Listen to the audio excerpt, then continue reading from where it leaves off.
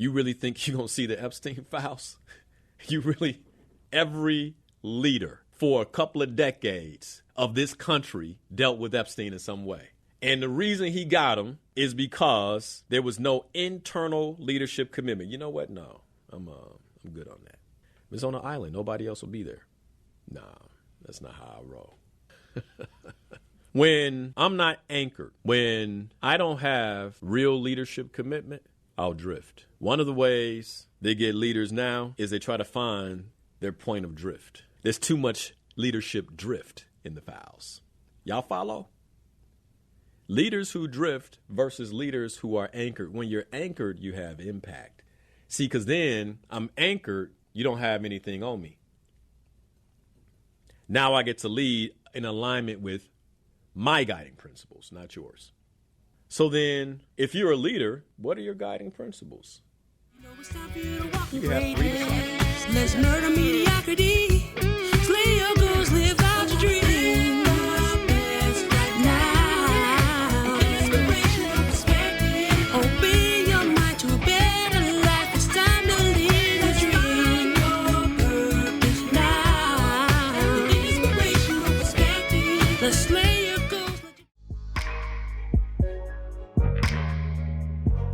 This is one of the most valuable series that I've done on the radio, partly because I am sharing with you all content that typically I'm paid to present. And I just made the decision, like, you know what? There are leaders out there who aren't in the corporate arena. There are leaders out there who haven't led in corporate America, who deserve this development, who absolutely need this development. And when it comes to my own leadership legacy, I'm committed to reaching leaders like this, then this is how it's got to be done. And so I'm excited about it. And I firmly believe that, where this is a good deal of my content, leadership content, man, there's so much more. There is so much more that can be taught about leadership. And so I'm excited about that as well. Now, the reason we're starting with building your leadership legacy, and it's subtitled The Power of Commitment and Guiding Principles, is because I firmly believe that one of the reasons we are at an all-time lack of leadership is because most leaders happen into their roles, get pushed into their roles, or self-designate themselves into roles that they have not committed to. Like personal commitment, a commitment that's unwavering, a commitment that's clear, a commitment that no matter what happens, they are going to force themselves to keep. Most leaders aren't moving into leadership ranks with that level of commitment. And one of the reasons we're starting here is because I believe that the power of commitment is what anchors a leader and supports them in becoming the effective leader that they intend to be. The power of commitment. And then behind that, not only am I committed, but then I'm very clear on how I handle the difficult decision-making process that every leader has to go through. So I have guiding principles. I'm very clear on my core values, and I'm using that to lead in difficult situations every day. Every day.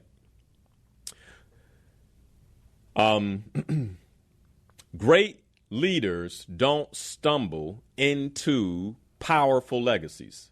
They don't just accidentally end up there. That's not what happens. That legacy was built with intention. That legacy was built with intention.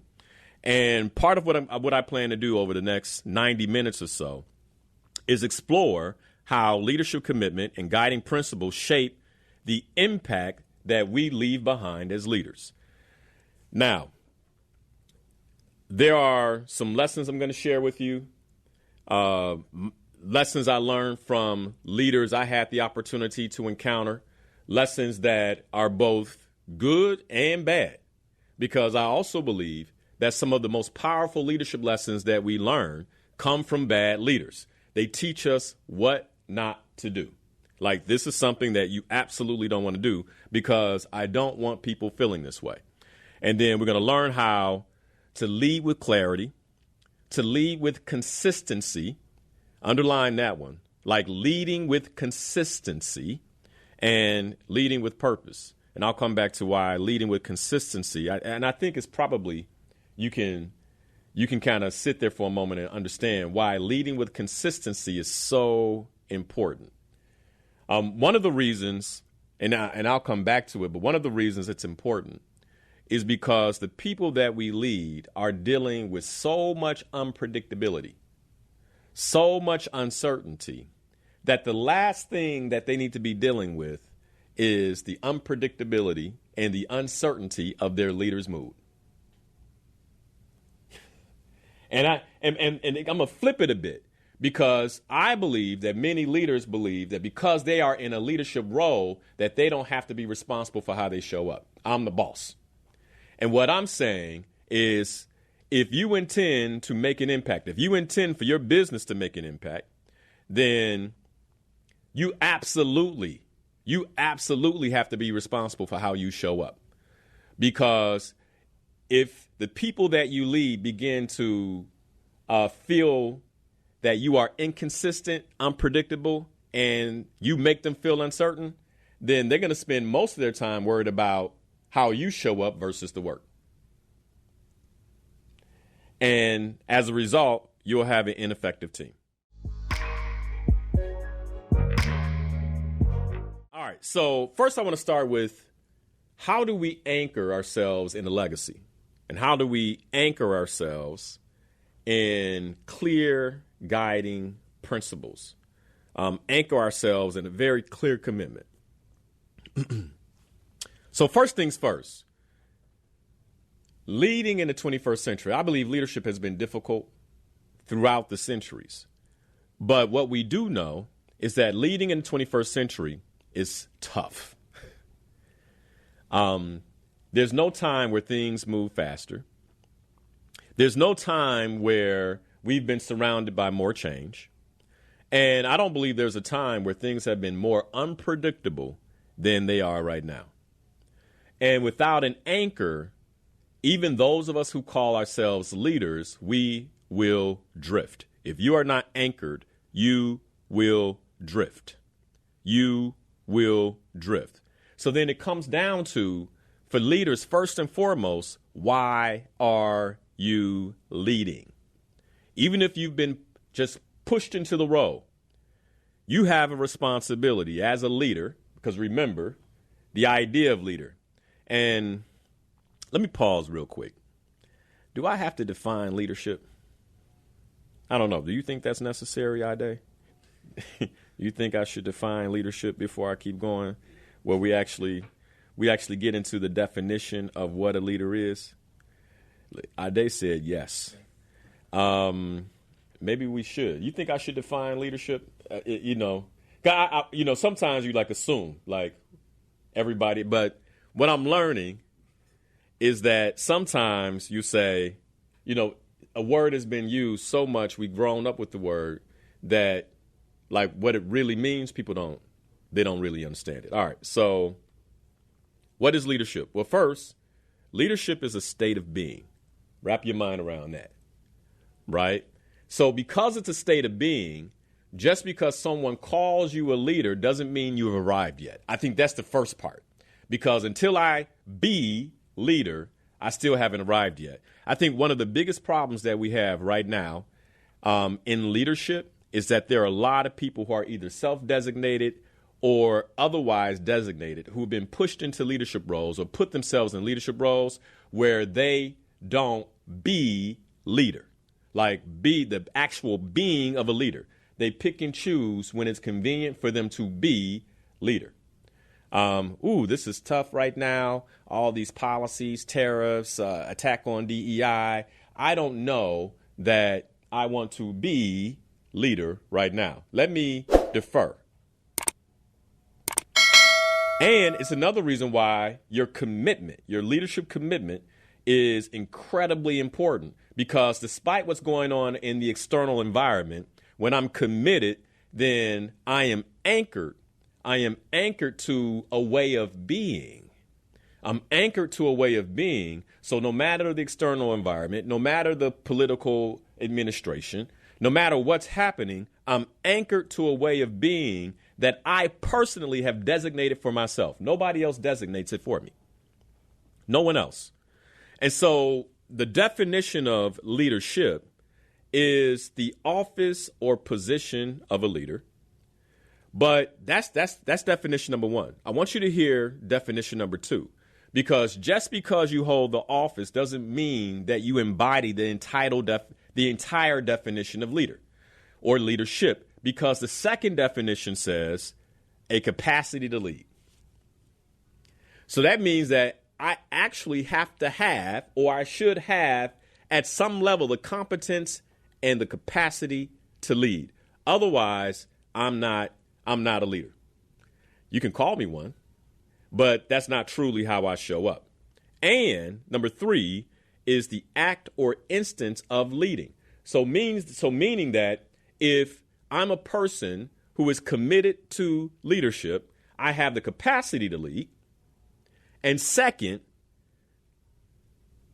I act and move in the way that I know that I am constantly leading. I'm always leading. As a matter of fact, in the definition, I don't see anywhere where you are absolved of leadership when you go home, when you step out the office. It just says leadership is a noun. It is a state of being. This is who you always are. This is why the burden of command is so heavy. And I fear that we have leaders today who pick and choose when they want to wear the burden. Think I'll take it off right now. I'll just put it to the side, which is why, hopefully you're beginning to understand, leadership requires commitment. Like to hold a powerful leadership legacy requires that you move with a different level of commitment. I want to start with a couple of stories, and these are my experiences of leadership over the years. The first story is how I came in contact with leadership. And my first experience of witnessing leadership was in the church. I grew up going to church. If you've heard me talk about it, Sunday morning, Sunday night, Tuesday night, Friday night Bible class, Saturday choir rehearsal. So you count that up. I spent a lot of time as a child in the church. And so the first examples of leadership I saw were church leaders. The first leader that I can recall that had an impact on my life was a leader named Pastor Willie Gordon. And I think when you think about leadership, almost anybody that was under his leadership all say the same thing, that he carried a powerful legacy. Like if there's anything, I haven't heard one person say anything bad about Pastor Willie Gordon. I never heard it. This was a man who operated in a deep leadership commitment, was very clear about his commitment. He could articulate it to you, right? This was a man who had very clear operating procedures as a leader, guiding principles as a leader, right? And I had the opportunity to grow up under that type of leadership. And then I also had the opportunity to see other leaders that he had trained, that he had supported, grow, leave, and in many ways multiply the impact of his legacy. Right? So he wasn't just a singular leader. He was the type of leader that actually bred and supported and developed other leaders. Now, what those leaders did and how they went, there's a variety of different ways, right? And that's not necessarily his responsibility, because as leaders, when we get developed to a certain point and thrust out into leadership, then it's up to us to maintain our commitment. It's up to us to maintain our core values. It's up to us to align with our own guiding principles. But that's the first leader that I had an opportunity that really impacted me. And this is in the formidable years of my life. The second leader was a boss of mine. Well, actually, he was the manager of a Jewel Osco's. I grew up in Bellwood. It used to be a Jewel Osco on the corner of Washington and Manheim Road years ago. It's not there anymore. And when I turned 16 years old, I applied there. I got a job, and I started working at this Jewel Osco. Now, mind you, this is one of my first jobs. I think it was my second job all time. And when I came in, I didn't know what it was supposed to look like. I didn't know, I didn't know what good leadership was, all those things in that type of environment. Okay.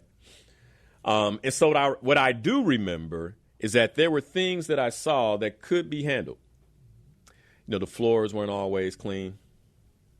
Sometimes the rugs and the mats, they'd be kind of like, man, we going to handle that at some point? And because at the time I was what you call a service clerk. But you could call it, my wife and I were having dinner with another couple the other night, and she was talking about an old role she had where she went to school for aerospace engineering, but they called her a maintenance engineer. She's like, it sounds like a custodian, right? And I'm like, yeah, so you could have called me back then a maintenance engineer. I had to ensure that I engineered all the carts out the parking lot and back into the store. So that was my job. I was 16 years old. And part of what my role was, to make sure that I kept the front clean, bag groceries, service clerk. That's what I did. All right. So then fast forward, and the person who was managing, I can't even remember this leader. So talk about legacy. I can't remember the first manager. When I came in and the store was kind of haywire, I can't remember that guy. I do remember the gentleman that came to replace him. I do remember him. And what I remember most is how almost immediately the impact of his leadership was felt everywhere. And some people were happy and some people weren't. But what I remember most about him was his ability to spot talent, his ability to make almost an immediate impact. And I remember coming in, I used to work Wednesday nights, come in on a Wednesday night, and I remember walking in one Wednesday night, and the store just looked different. He had been there maybe a week, and the store just looked different. Everything, like the mats were clean, the floors were mopped. You walk up and down the aisles, everything was in the right place. And I knew right away. I was like, oh man, the new manager here is on point. Like, he's on point. And that night I'm pushing in carts. He comes up to the front and he asked me, he says, hey, and I think to this day it's still the same way, where all the sales and grocery stores start on Thursday mornings. And part of it has to do with all the new shipments that came in, like on Wednesday night, Thursday morning. So all the sales start. I think it's still that way to this day. But anyway, that's how it was. All the sales would start on Thursday morning. And we would put up signs. This is before social media. So you had to actually advertise through the windows of the store what was on sale. You can get a pound of greens for 39 cents, right? 39 cents a pound, be a big sign, 39 cents greens, collard greens, whatever. You had all these big signs. And so he walked me up to the signs and he said, Linal, you see anything wrong with these signs? And I said, crooked. They're not hung well. And the windows are dirty. You got tape from, the sales, from like 3 months ago. And he was like, yeah. Can you handle that for me? can you clean these windows, remove the tape, and then put the signs up in a way that we can be proud of? And I'm like, yeah, I could do that. He says, well, if you do that, then you don't have to push in the carts. I want you to focus on that. And so I'm like, say less. I mean, it's cold outside, say less. I will work on the windows. And so remember, I cleaned up the windows, and I, got everything situated. And I still wasn't done by the time the store closed, because it means a lot of tape on the windows.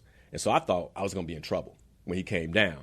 Stores closing. I'm still trying to hang these big signs up. He came down and he looked at the windows. And instead of being in trouble, he started to acknowledge me. He was like, hey, man, I really appreciate the time you took to make sure these windows are clean, the tape is off. And he was like, and I'm willing to stay here as long as you're here. We'll close. I'll lock and close when we leave. And so he gave me time to actually do it my way. He went back up to his office. Hey, come knock on the office door when you're done. Everybody else left. He locked the door. Boom. And I finished those windows. And when I got done, he acknowledged me. He recognized me, and he praised me. He said, and I want you to come in every Wednesday night and do our windows. Put up the sale signs. And where I thought, oh, I took too long, no mention of it. Hey, man, take your time and make it happen. And then as we were leaving, he said, we walked outside. We looked back at the windows from the outside. He said, man, that looks good. He says, you want to know why that's important? I said, why is it important? He says, the first impression our customers have, what you just did right here. They see it from the street. They see it from the parking lot when they walk in. And that did, how something does, something clicked for me. Like, this guy's different. Like, he's different. Leadership, legacy. Leadership, legacy. I took the lessons that he taught me over the time I was at Jewel Osco, and I still deploy them in my business to this day. Leadership, legacy. But see, he was committed to something. He wasn't committed to getting home on time, get into the bar, whatever. Like, this guy's, he's slowing me down. He was committed to excellence. And so even if we have to stay open an hour later, even if I have to stick around an hour later, I'm here. I'm here. Handle your job. Do what I asked you to do. Leadership, legacy. Leadership, legacy. The third leader was a billionaire. Now, and by the way, there are leaders in between there that taught me phenomenal lessons. Phenomenal lessons. But now I'm skipping. I'm skipping from 16 to 26. Well, no. I'm skipping from 16 to like 32. So let's double the years. All right. And between that, I had good leaders. I had bad leaders. I saw some things. But there was another leader who really made an impact on me, and not just on me, but really changed a lot about my life in a lot of different ways, because I spent 10 years working for the organization that they created. And this leader was a multi-billionaire. He started a company called TDS, and then they had another subsidiary company named US Cellular, so a wireless company. And I worked at US Cellular for 10 years. I worked at 10 years before I left to start my own business. But I learned some things from the billionaire himself, because I had the opportunity to advance in my roles and gain exposure that I otherwise wouldn't have had. And I want to share 6 of the guiding principles that I learned from this leader. But first, let me make sure, I got them here. I want to share 6 of the guiding principles. Now, this is a story about Roy Carlson. You can Google him, you can look him up. But at the time where I learned these 6 principles, his 6 leadership principles, he was 96 years old. So a 96-year-old billionaire, founder of TDS and the founder of US Cellular. And I learned these principles because he was getting acknowledged at an organization. They were acknowledging him, giving him an award for his leadership legacy. And I had the opportunity as one of the executives to be present when his son, not him, when his son shared these 6 principles that his father used to grow the company and had taught him to say, hey, son, if you want to take yourself to the next level, if you want to make a powerful impact, then these are the things that you need to understand about leadership. As I talk about these things, I want you to understand the power and impact of guiding principles on leadership, because leadership is not just something you take to the marketplace. Leadership is something you carry everywhere. And you can see how this man carried it, not just in the marketplace, but in his home, with his family. His son is representing him. Remember that. All right, here are the 6 principles, 6 timeless principles that this leader shared. Number 1, you can't get out of your fingers what you don't have in your head. I'm going to give you a second to wrap your mind around that.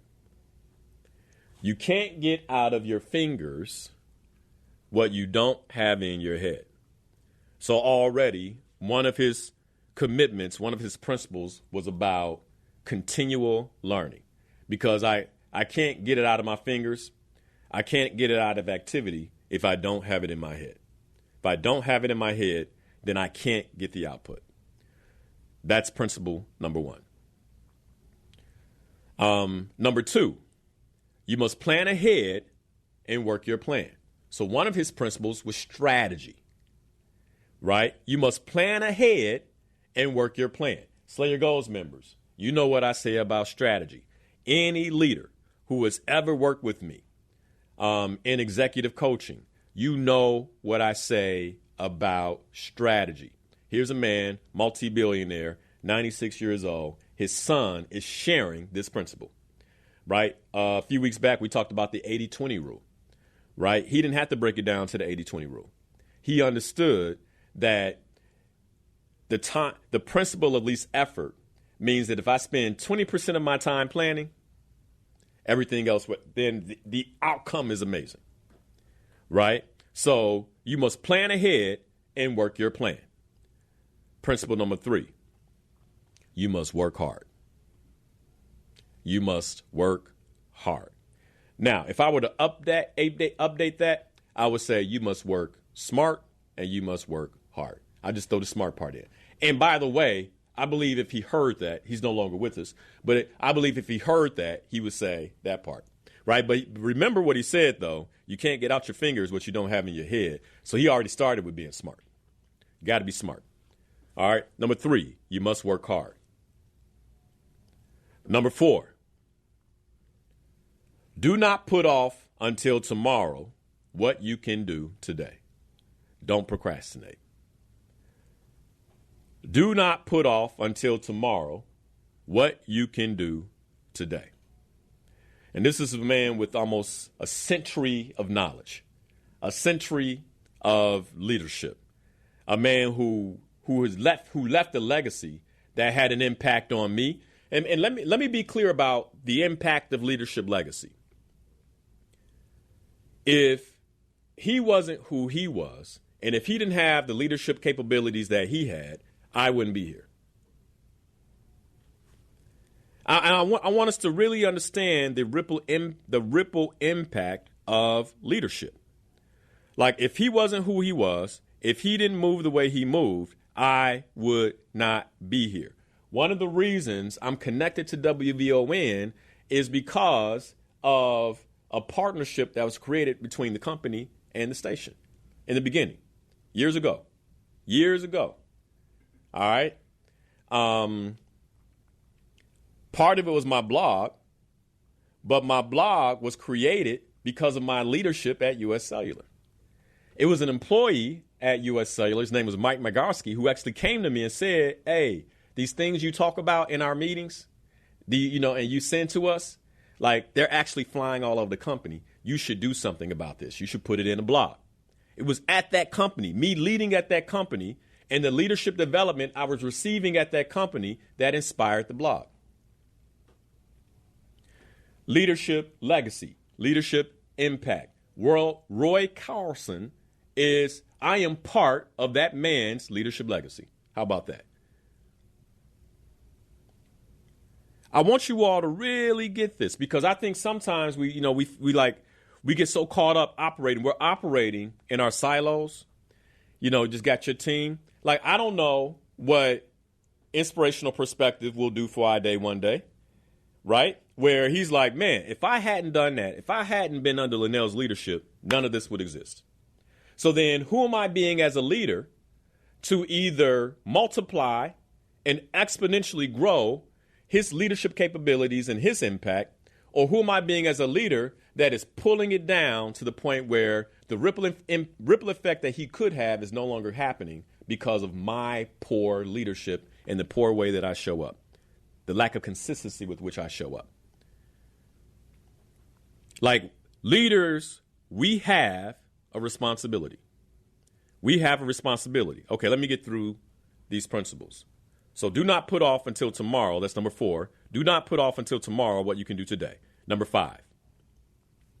Your work must be of service and delight your customer.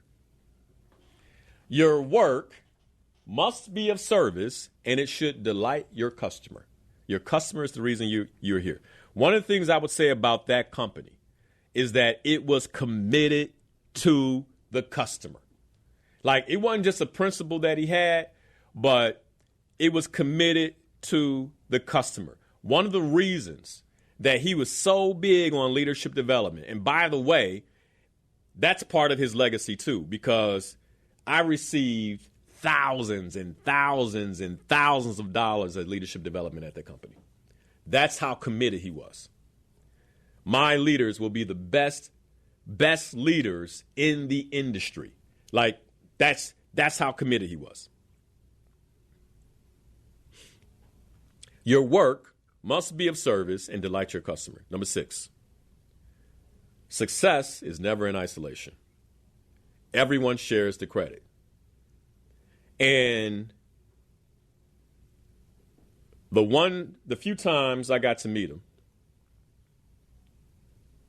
the one thing I remember most was the handshake and the sincere acknowledgement and appreciation for the work you were doing.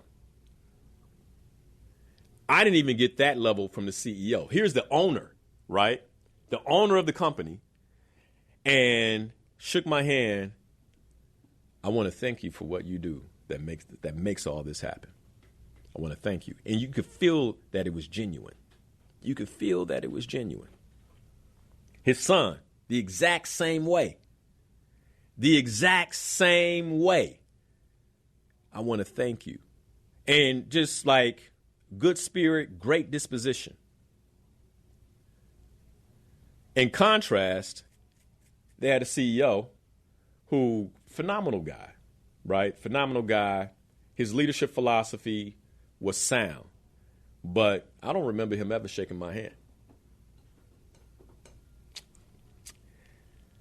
And I think he had reasons for that, if you get my point, right? But this guy who founded the company, man. Anyway, these principles lasted nearly a century because they're simple and live consistently. Now, he's passed on, and I'll tell you this. I believe that U.S. Cellular just got bought by T-Mobile.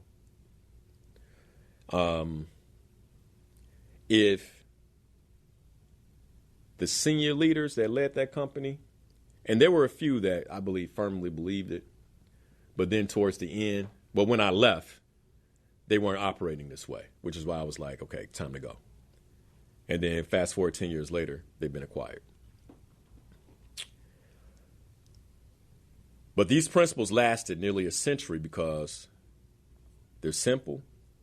And not only did he live them consistently, but he developed other leaders as best as he could to do the same thing. Me being one of them. Me being one of them. I firmly believe that there is nothing greater than the ability to powerfully commit to something. And we live in a world now where it kind of comes down to what's easiest versus like what I'm fully committed to. Like I'm committed to this. And so as a result, I'm going to show up and move forward because I committed. I made this commitment. My commitment is not based on how other people show up. Well, if I had known I was going to have employees like this, I would have never made this commitment. Or if I had known my wife was going to act like this, I would have never committed to her. That's the power of commitment. It was learning about the true definition of commitment that actually changed my stance on marriage. Because when I learned that if I am committed, that the power of my commitment can actually permeate how another person shows up.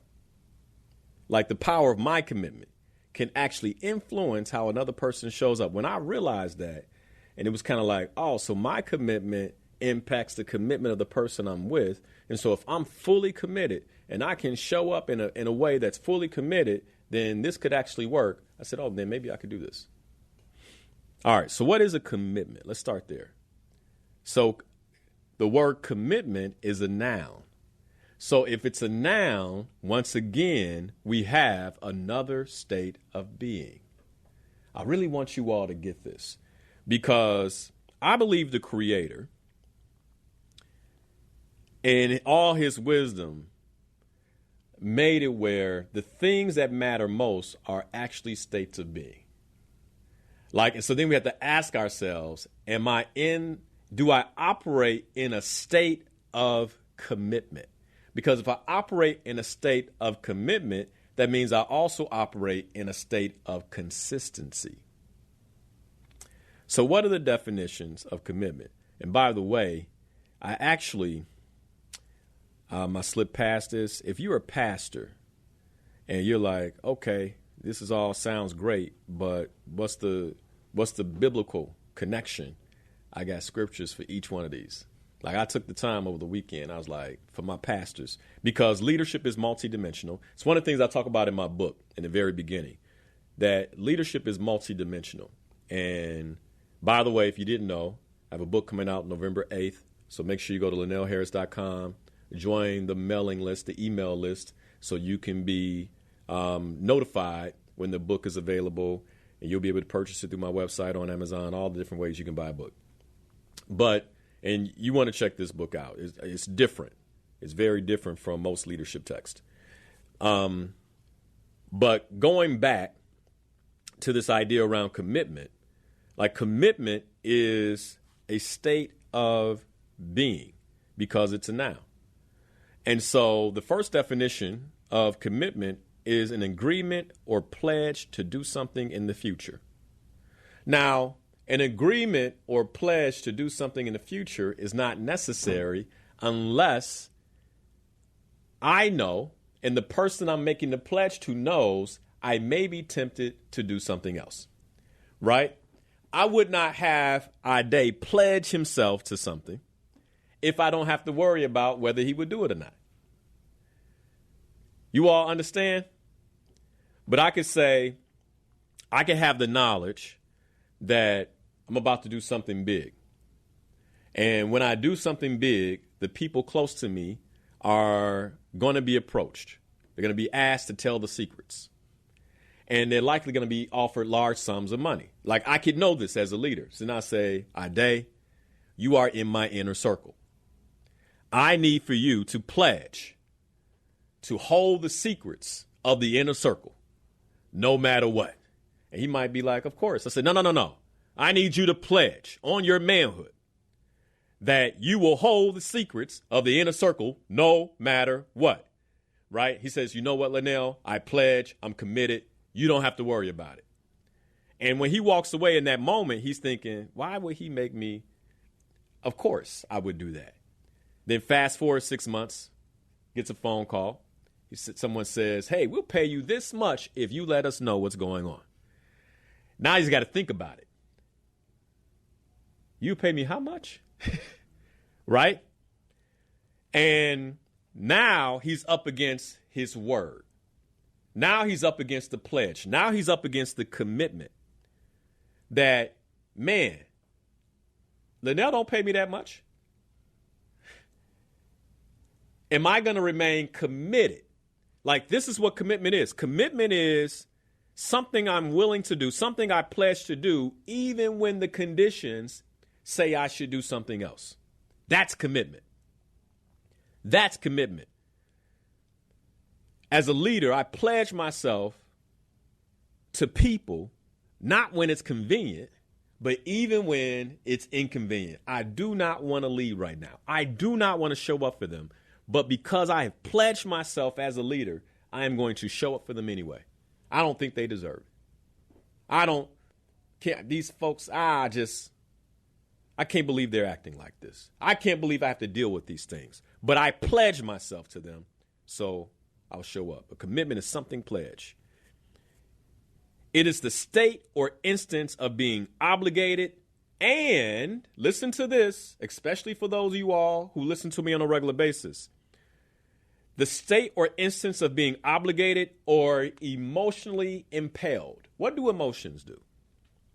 For those of you who listen to me on a regular basis, like, what do emotions do? Your emotions are how you powerfully create. Your emotions are how you powerfully create in this life. And so I am creating something as a leader. And I'm so committed that I am emotionally impelled, even when I don't want to. Something inside me says, this is what we feel like doing, even though this is not what we want to do, because this is what we committed to. This is what we committed to. That is leadership commitment. The leadership intention framework that I share with leaders who are leading in businesses in different capacities when I'm asked to come in and teach is, number one, that your leadership intention equals your consistent way of being as a leader. My leadership intention equals the consistent way I intend to show up as a leader. You will always get this from me as a leader. I believe that anyone that is a Slayer Goals member, you're part of that community that I lead, that you can say, I consistently show up with energy. I don't come to a Slayer like Thursday night, 7 p.m. We had one of our sessions. I've been at it all day. I didn't come to that session like, all right, y'all. So we're going to talk about money and budgeting and the 3 different levels of finances. I didn't come like that. Oh, by the way, I'm tired, today, so I'm not going to have as much energy as I normally have. I'm doing this because I promised I would. I didn't show up that way. My leadership intention is that I lead and teach with passion. And so as a result, I got to pull myself together. I was on the phone with my wife 10 minutes before, I said, okay, I got to go. I got to go now because now I have to actually infuse myself with energy that wasn't there. I got to pull it from my surroundings so I can show up in the consistent way of being that I'm committed to. Because I call myself a leader. So my leadership intention is my consistent way of being in my leadership. Even if my wife annoys me, I don't take it out on my day. I don't take it out on my team. Even if there's things going on in the home, right? I show up consistently. Even if there's things going on in the business, even if there's things going on for the company financially, even if there's things that are happening that I didn't account for, I show up in a consistent way of being as a leader. A consistent way of being as a leader. Then the next part of the framework, you see guiding principles. And these guiding principles inform how I live that intention every day. How I live out that intention every day. These are my guiding principles. These are my guardrails as a leader. And I need to be clear about them so they can actually keep me within the lanes of consistency. Leadership is so dynamic that if I'm a leader and I believe that I can lead without a clear intent and I can lead without guiding principles, that means that my people are experiencing inconsistency all the time. And if they're experiencing inconsistency all the time, I'm impacting their productivity levels. I'm impacting how they show up. I'm impacting the very business that I lead. Some of us have not been able to take our businesses, entrepreneurs, I'm talking to you, to the next level because we haven't committed to our leadership. We don't have a clear leadership intention, and we don't have clear guiding principles. You could be leading a nonprofit. You're like, why aren't we growing in the way that we should? Well, maybe it's you. Maybe it's time for you to take your leadership to another level so that what you're doing, the impact of what you're doing, can go to another level. Leadership, intention. And then if we go back to the framework, the last part of the framework is then my leadership legacy. So the vision is what guides me when I don't know how to show up. My leadership legacy is the vision of the impact of my leadership. My leadership legacy is the experience that I intend to leave behind with others. When I'm gone, when I'm no longer leading in this capacity, what will other people consistently say about how I showed up as a leader? I want to be the type of leader where other people wish they had the same experience. Man, I wish I had an opportunity to work for this man. I wish I had the opportunity to work alongside that man. I wish I had an opportunity to be in that company. I wish. You get where I'm going? Because of the leadership legacy that has been left behind.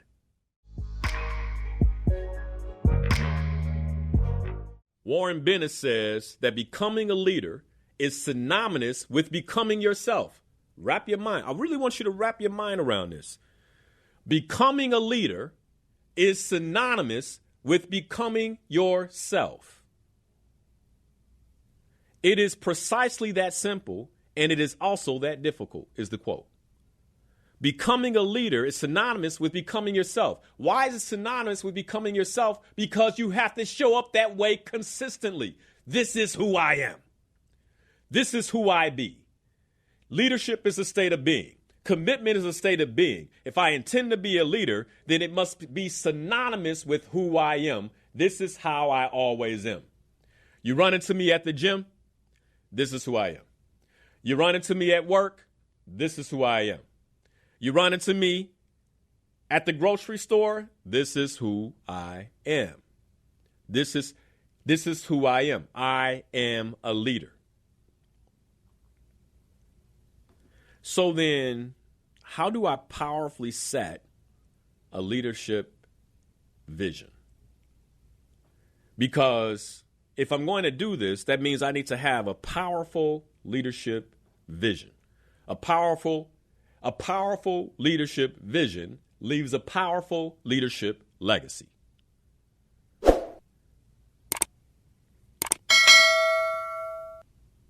So how do I do this?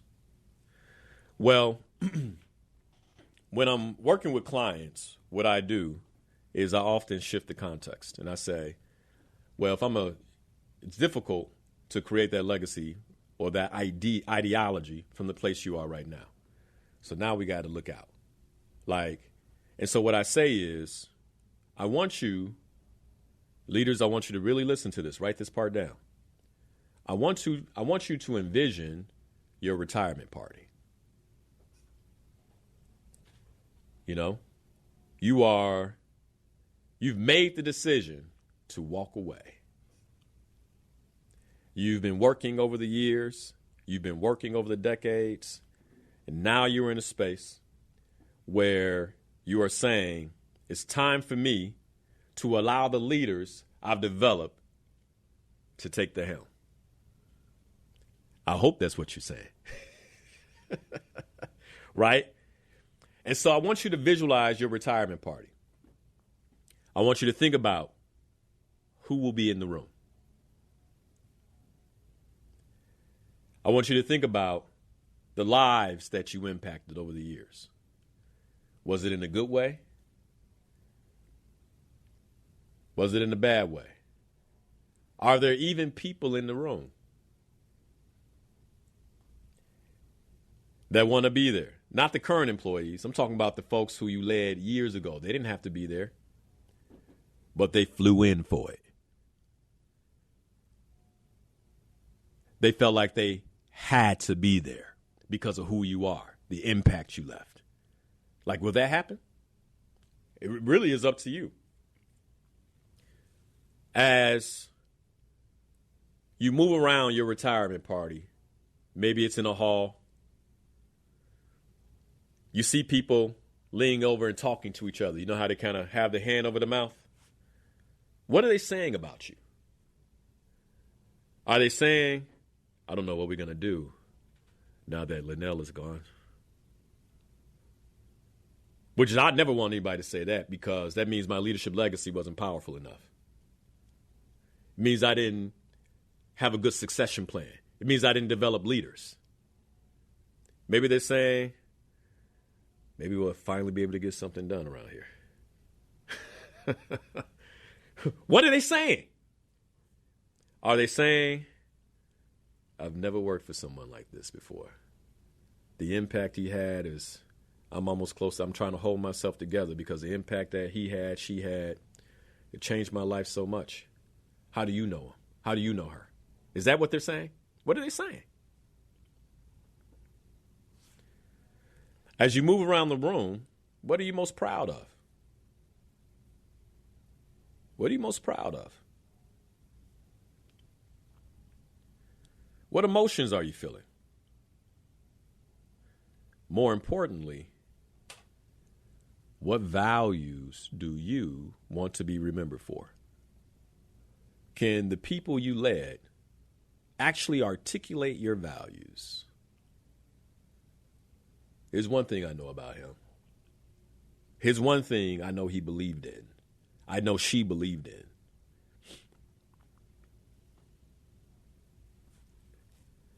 I want you to think about another way. The retirement party is about to start, and the person who you've asked to MC your retirement party stands up. They walk to the front of the room. They go to the podium.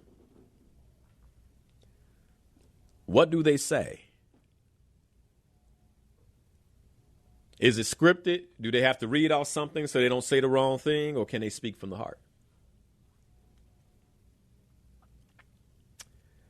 Are people in the audience nodding their heads, or are they thinking, well, I guess if it's their retirement party, you know, we can't really say what's real? Like, how's it going? How's it going? What is the impact that you're leaving behind? If you want to know what your guiding principles should be, what your core values should be, write your retirement speech right now. Your guiding principles will be in the speech. Write your retirement speech right now. Your core values will be in the speech. Write it right now. Even if you were to outline it, the outline will create clarity about what you value, what your intent is, and your desired legacy. The best way to write a leadership vision is to write your retirement speech right now.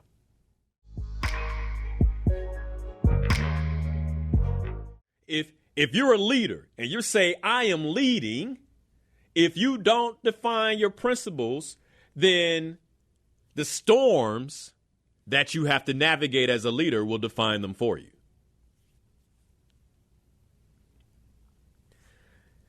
If you're liking this, go ahead, subscribe to YouTube, at Linal Harris. Follow us on social at Linal Harris. This is what it's about to be about, man. Leadership, leadership, leadership. If this is exciting you about the book, the upcoming book, Nature's Leadership Code, then go to linalharris.com, opt in so you can gain more information. All right. So now let's talk about why guiding principles matter. Why do guiding principles matter?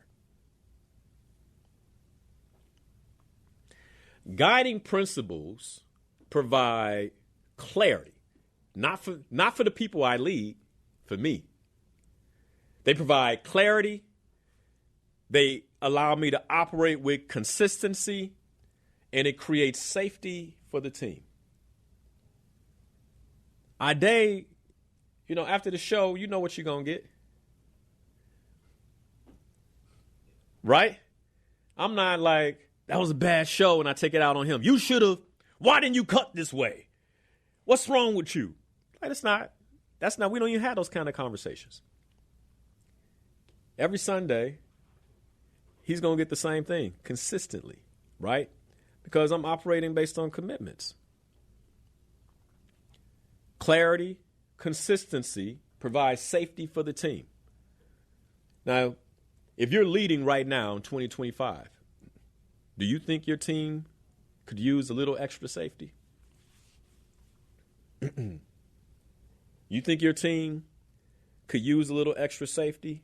If they knew that at the first hint of saving a little money, you cut them, you think that they feel safe? They know you. And they know you better than you think. They like, and then you wonder why they're not giving 110%. Guiding principles help set expectations and open space for feedback. Ooh, feedback. Am I the kind of leader that takes feedback? Can my team actually come and give me feedback? Can my team hold me accountable to things? Do they even have a pathway for providing feedback? Because effective leaders have pathways for feedback that the team can share. Effective leaders set expectations early on, not after the fact. What are the expectations that you have of your team? Do you even know? Because here's the thing, if you have guiding principles, then you can extract the expectations from that. Hey, here's how I operate, and I operate this way because I expect these things of you. When I'm in an interview, and by the way, leaders, you can steal this. When I'm in an interview, one of the things that I do with the people on my team is, before they even make it to the team, I lay out my expectations. Hey, I believe that this is a two-way street. I don't want you to say yes to this role and you don't understand how I'm going to lead. You have the opportunity to opt out too. It's not just about me picking the people I interview. It's about you picking the leader. I tell them this. And so here are the expectations that if you take this role, I will have of you. These are the expectations that are going to be important to me in terms of how I assess whether you are doing a good job or not. You know that before you even get the job. Here are my leadership expectations of you. So then that way they can say, this guy's unreasonable. Before they even take the job, this man's unreasonable. I can't do this. I'm not working for him. But then if you come in, you accept the role, you knew the expectations. That's good leadership. So great leaders set expectations, and then they open the space for feedback. And by the way, those are my expectations. Here are my guiding principles. These are my core values. And if at any time you feel like I'm stepping outside of these guiding principles and core values, I'm asking you to approach me about that. And by the way, I'll give you the language to use. Hey, man, I know that you believe in being consistent in your leadership. And it's been feeling a little shaky lately. Now you got my attention. Really? Okay. What's going on? And I'll give you a feedback formula. Hey, the feedback formula is, if you have feedback for me, tell me. Hey, Linal, I got some feedback for you. And then give me a chance to answer. I tell folks on my team, like, might not be the time. I might say, hey, you know what? You got the feedback written down. I'll tell you what, why don't we start tomorrow with that? Right? It might not, like I know I'm not ready. Or I might say, you know what? Okay.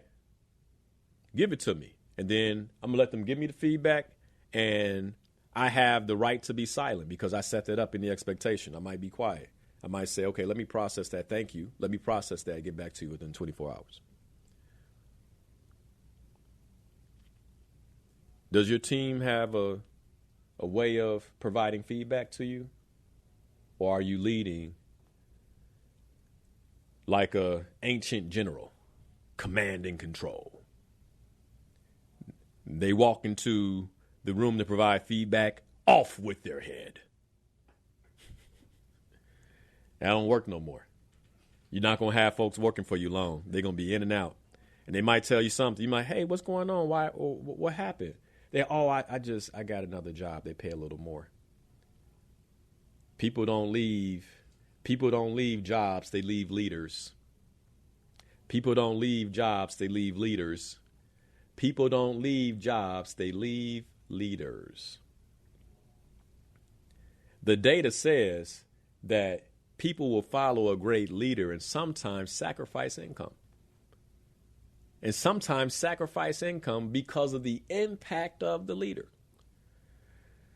Linal, no, it's true. I don't pay that much. I can't afford to pay that much. That's why they're leaving. No, take another look. If you were inspiring them, if you were motivating them beyond the salary, they might stick around longer. And then the company gets better, makes more money, you could actually pay them more.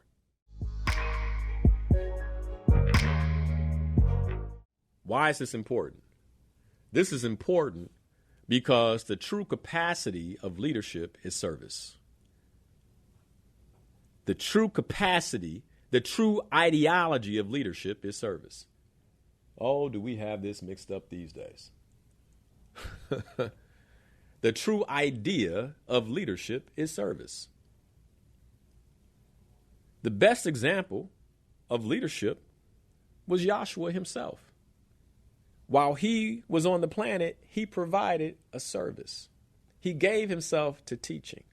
He gave himself to healing. He gave himself to these things. This might be a good time to share the scriptures I was talking about.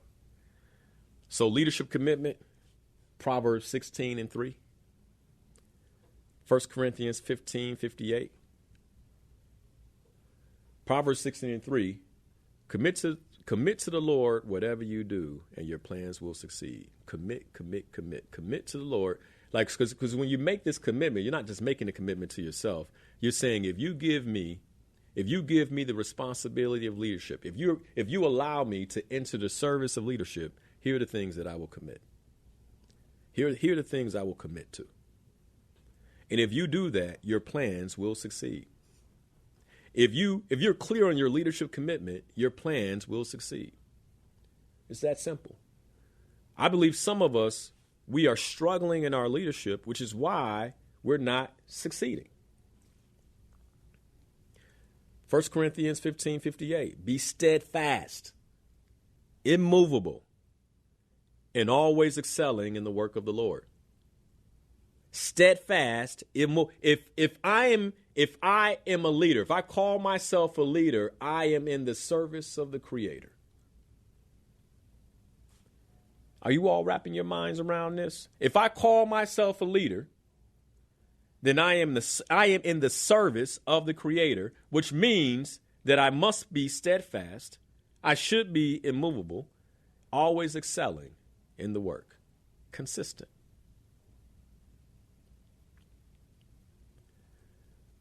When it comes to creating your leadership legacy, Proverbs 13:22.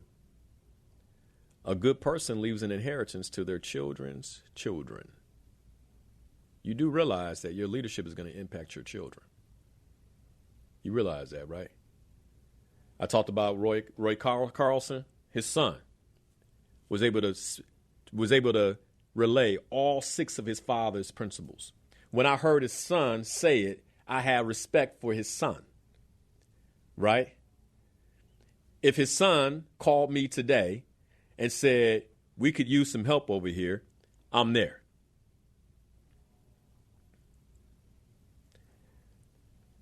Your legacy is going to impact your children. My children could be in trouble years from now. Maybe I'm not around. Somebody say, I knew your dad. You know what? You got a job. Because I knew your father, so I know what's inside of you. That's how legacy works. Creating a leadership legacy, the other scripture, 2 Timothy 2:2. Teaching others so that you can teach others. Teaching others so that they can teach others. Essentially passing on a legacy of leadership. That's 2 Timothy 2:2.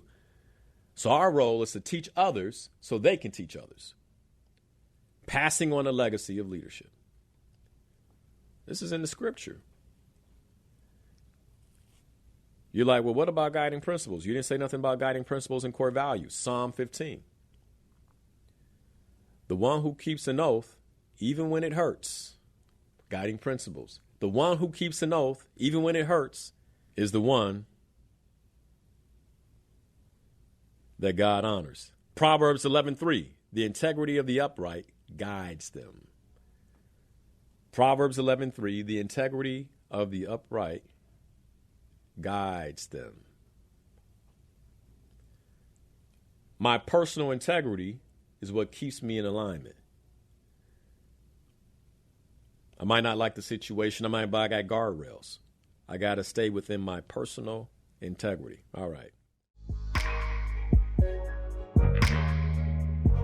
In order for me to be a good leader, I must be a good servant.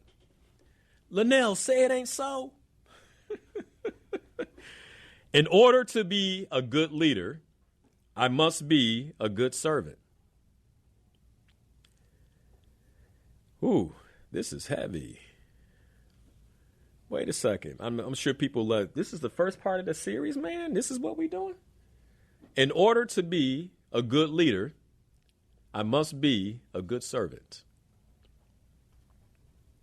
Robert Greenleaf, he wrote the book Servant Leadership, said that nothing of substance will happen unless there are people inside institutions who lead them into better performance for the public good. Nothing of substance will happen unless there are people inside institutions who are committed to leading them into better performance for the public good. Servant leaders are compassionate. Servant leaders are humble. Servant leaders are values-based. And servant leaders are people builders. I want you to be better. Servant leaders are people builders.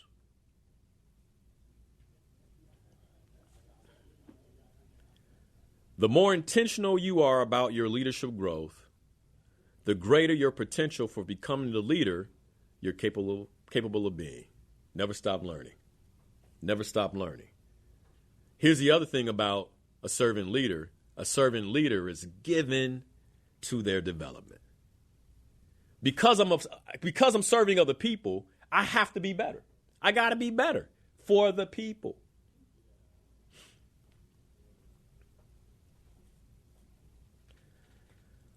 When I'm not anchored,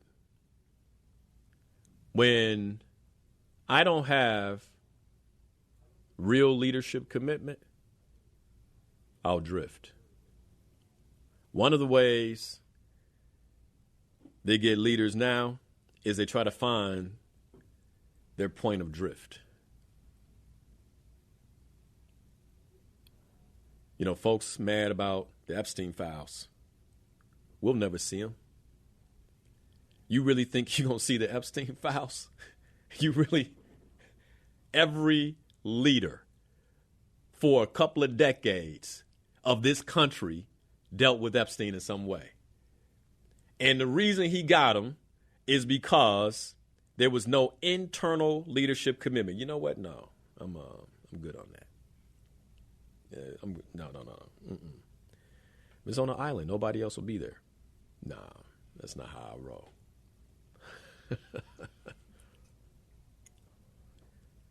Yeah, if you think you're going to get people mad, we need to see the files. Let it go. You're not going to see those files. There's too much leadership drift in the files. Y'all follow? Leaders who drift versus leaders who are anchored. When you're anchored, you have impact. See, because then I'm anchored, you don't have anything on me. Now I get to lead in alignment with my guiding principles, not yours. When I have a set of guiding principles, that means that my intention, my leadership intention, is simply to define my North Star. That is how I move. That is what guides me. So then, if you're a leader, what are your guiding principles?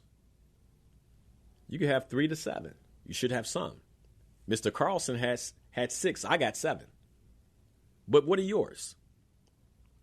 And how do they align with your legacy, the legacy you want to leave as a leader? Who do you intend to be remembered as when it comes to your leadership? Who do you intend to be remembered as? In my book,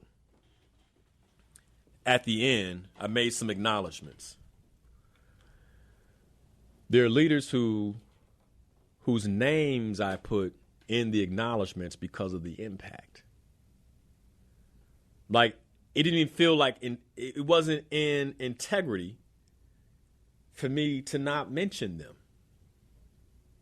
Like, the type of impact they made on me, it's like I have to write this person's name. That they won't have to buy the book. Like, there'll be a signed copy. Thank you for who you were to me. Thank you. And the reason I had to acknowledge them is because I couldn't have wrote the book without you. It was the impact that you had on me. It was the ripple effects of your leadership legacy that allowed me to be the leader that I am today.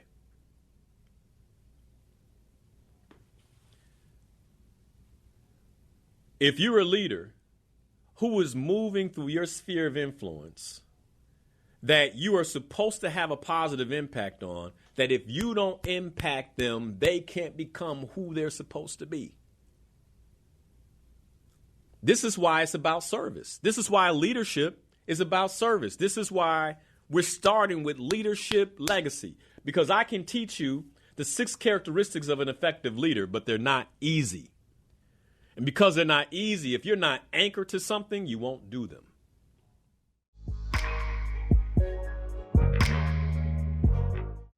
So what I'll do to end the show is I'm going to share my guiding principles, my purpose, my leadership intention, and my guiding principles. My purpose is to learn with fervor, speak to and teach others all over the world with passion. My purpose is to be an authentic leader and speaker who leads and speaks with the purpose to help myself and others live the best life possible.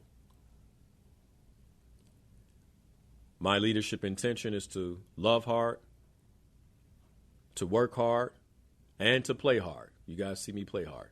And to play hard. My leadership intention is to leave a legacy for my family and a positive mark on this world. And it is to experience leaving a legacy of personal transformation and purpose with everyone I have the privilege to lead. Like, if I'm leading you, I'm not going to leave it on. Dave knows. I'll tell him. It could be uncomfortable. Like, hey, man, might sound weird, but brother, don't do X. Hey, man, watch out for Y. Am I lying to you? Am I? Right? Hey, man, keep your mind open for Z. Right? That is my leadership intention. Here are my guiding principles. Principle number 1, to deal in all matters with the courtesy I would like to receive. to make consistent and fair decisions in all the aspects that leadership may take me. To make consistent and fair decisions. Like how I show up for him is how I show up for Sarah. It's how I show up for Sue. It's how I show up for Josephine. It's how I show up. I mean, the list goes on. Like, if you're on my team, you have to say, well, he let you do what? Right? It's like, well, if that's how I move, that's how I move. I'm going to be consistent and fair. Guiding principle 1. Guiding principle number 2. Obtain knowledge and listen to everyone. I do this because this is the key to wisdom. Even a fool can teach me how not to speak foolishly. That's principle number 2. Like, I can learn from everybody. I can learn from everybody on my team. There's a lesson in Nature's Leadership Code where I talk about this. One of the biggest mistakes we make as leaders is to think that I've arrived, and so now the person sitting in front of me who's junior to me is the one who needs to learn everything. Nah, you need to learn something too. That person who is quote unquote junior to you has something to offer. And you'd be a fool to let them leave without offering it. What do you got for me? What do you need to tell me? What do you see? How do you think we can make the business better? What perspective do you have that you haven't given to me? Right? That's guiding principle number 2. Number 3, venture to inspire, motivate, and create dangerously. My guiding principle is to inspire, motivate, and to create dangerously. What do I mean about dangerously? To create what scares us. To create what hasn't been created before. To share things no matter what. To inspire, motivate, and create dangerously. Number 4, to lead my life based on the principles of realistic but undying persistence and open-mindedness. What do I mean by that? I don't want to live in la la land. I want to look around and see exactly what's going on. What's going on for the people? What's going on for the culture? What's happening? The principles of realism, but also bringing an undying persistence and open-mindedness to how we can transform it. In order for me to transform it, I have to be real about point A. Where are we? This is where we are. The principles of realism, right? Okay, and even though that's where we are, I will persistently and open-mindedly go after it. That's number 4. Number 5, to exemplify the characteristics of inspiration, humor, and loyalty. To continually develop myself physically, mentally, and emotionally. These are my guiding principles. Like many of you never heard this before. But if you're like, why does he move the way he moves? It's starting to make sense. Right? This is what I hold myself accountable to exemplify the characteristics of inspiration, humor, and loyalty. If you're loyal to me, I'll be loyal to you. To continually develop myself physically, mentally, and emotionally. Number 6, 2 words. My 6th guiding principle, 2 words. Be authentic. You're not going to catch me trying to be somebody else. There are people I admire. You're not about to catch me trying to be like them. I'm going to be Linal Harris. That's the only person I know how to be. That's the only way I know how to show up. Number 6, be authentic. That's one of my guiding principles. Number 7, love hard, work hard, and play harder. Those are my 7 guiding principles. And if you're a leader, you're serious about taking your leadership to the next level, I would say develop yours as soon as possible. Thank you for watching Inspirational Perspective. If you love this show and you want to see more content like this, you can go right here. And if you like this subject and you want to see much more content that we have available for you, just click the button here. As always, thanks for watching. Be sure to watch the show live, 7 a.m. every Sunday morning on WBON Radio, or you can catch it right here on YouTube or Facebook.com/Coach Linal Harris. Be sure to hit that like button. If you haven't already, be sure to subscribe so we can get more content just like this to you.